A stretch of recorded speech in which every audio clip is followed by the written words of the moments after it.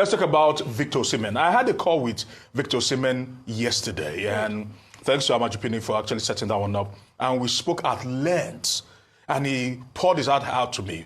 But because I didn't get the permission to probably record it, and he hadn't landed in Nigeria, so we couldn't actually do this. But I actually summarized all that had actually happened with Victor Osimhen. Of course, before then, Galatasaray did a video to actually welcome Victor Osimhen. It's going to be earning about £113,000 a week, if they can actually help us with that particular video there for Victor Osimhen. But if that's not even possible, let's quickly press it further.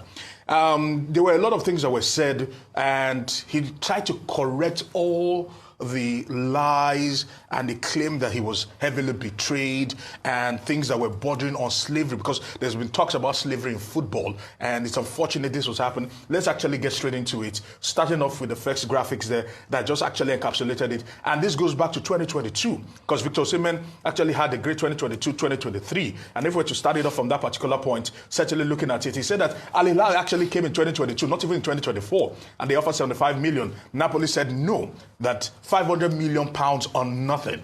That scared them away. In 2023, PSG came, according to Victor Osimhen, and he said that they said 150, they offered 150, and SSC Napoli turned it down. In 2023, they had a gentleman agreement between SSC Napoli, the club, Laurentiis, the president, and Victor Osimhen, that Victor Osimhen will get the release clause, 130 million, but that means that after 1 year, he will go. So he was meant to get transferred from the club this year. But the club did everything humanly possible to actually keep him in the club and tie him down to the club. And he said, things are not so well with me. Of course, PSG also came for the second time. 110 million they put on the table.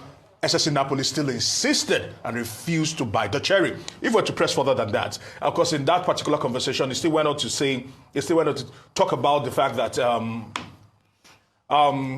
his mental health was heavily impacted after the whole coconut issue, the thing on TikTok and the rest of them. He said there was no going back afterwards. And things were happening within the club ranks that he could not speak about. And of course, when Antonio Conte came in, Antonio Conte pleaded with him that he should stay. And he told the coach, I love you, I would have loved to play with you, but things have deteriorated so bad that I cannot stay at the club.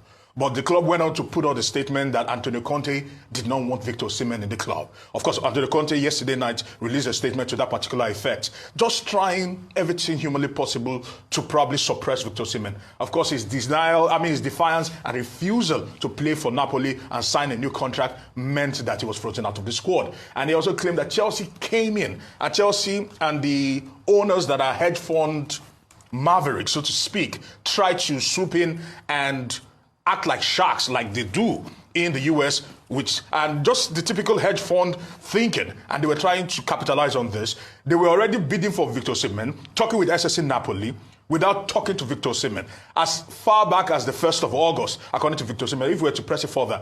And they were trying to do so much with Victor Osimhen without even including him. Then Victor Osimhen had the PIF come back again with Al Ahly, this time around, saying that they were going to buy Victor Osimhen for an agreed fee, and they were going to pay him £30 million per annum. Personal terms were agreed for his daughter to get a school there, get a mansion, and every other thing in between. And SSC Napoli on the 29th found a way to scuttle that particular deal by moving the goalpost and insisting they wanted more and more. And they said they wanted 5 million more. Victor Osimhen called the club and called Al Ahly and said, no problem, if they want 5 million, I will give them from my 30 million. To just make this move happen. And Napoli said no, they wanted a sell-on clause, they wanted more bonuses, they wanted this, they wanted that, and they ended up scuttling that particular deal. Of course, Al Ahly went on to buy Ivan Toney, and that was unfortunate. Then Chelsea, trying to become predators here, found out that Victor Osimhen might become desperate, and they decided that they were going to do something very, very funny. They offered him about 130 million. 30 minutes after that particular deal with Al Ahly went off, they offered him £130,000 a week gross. And Osimhen said no, that 43% goes to the British government, 20% goes to the NHIS, I beg your pardon, which is compulsory, and you will still take £20,000 of that 130 for image rights.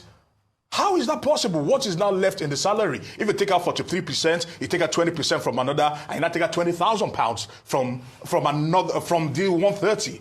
And it was unfortunate. He said he wasn't going to bite. And they were holding off, waiting, and trying to press him through Napoli to ensure that Victor Osimhen gets desperate and takes this particular offer. And Osimhen said, if this is what Napoli wants to reduce me to, I'm going to call their bluff and I ain't going to move. I'm going to be on their wage, stay for 3 months, and let's see how that one goes. And on and on and on. And Chelsea went out, and I think, according to them, they put out a statement there that he wanted 500,000.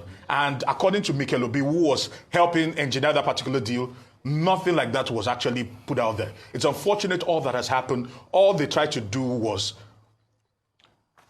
grind a man to a club where he said he wasn't part of anymore, he didn't want to play for anymore, and he didn't even want to have anything to do with them. He didn't want to touch the club with a 10-foot pole. But they insisted and said, you must stay and do as we want, which is unfortunate. You know, ladies, I've listened passionately to Aaron, and the only thing I've heard is that he has more money than we all